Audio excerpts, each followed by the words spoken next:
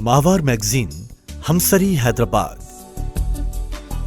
शुमारो जनवरी 2021 सिलसिलो शायरी शऊर असांजो इंतखाब साल 2020 में अदब जो नोबेल इनाम माणींदड़ लुइस एलिज़ाबेथ ग्लिक जी शाहकार तख़लीक़ जंहिंजो तर्जुमो कयो आहे अनीता कमल।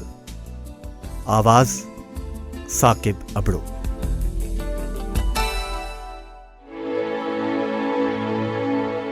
तव्हां तॾहिं मरंदा आहियो जॾहिं तव्हांजो रूह मरंदो आहे, न त तव्हां जीअंदा रहंदा आहियो। भले तव्हां सुठे नमूने न जियो, पर बुरो भलो बि जीअंदा रहंदा आहियो बिना पंहिंजी मर्ज़ीअ जे। जॾहिं आऊं इहो पंहिंजे ॿारनि खे ॿुधाईंदी आहियां, उहे ध्यानु न ॾींदा आहिनि।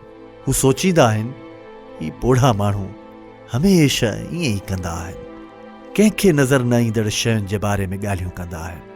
पंहिंजे ज़ाया थींदड़ दिमाग़ी घरड़नि खे बेअसर करण लाइ हू हिक ॿिए खे अख हणंदा आहिनि।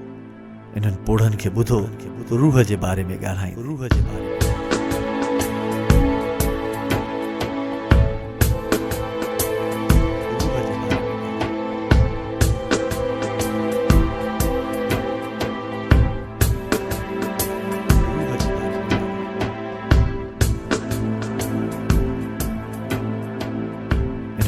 खे ॿुधो रूह जे बारे में ॻाल्हाईंदे, छो जो उन्हनि खे कुर्सीअ जो लफ़्ज़ बि यादि न रहंदो आहे।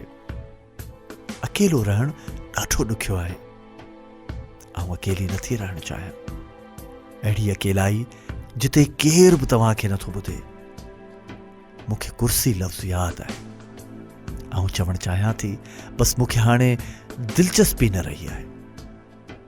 ऐं सोचे सोचे सुजाग थी पवां थी। तोखे तैयार रहणो आहे, जल्द ई रूह तोखां जुदा थी वेंदी। दुनिया जूं सभु कुर्सियूं बि तुंहिंजी मदद न करे सघंदियूं।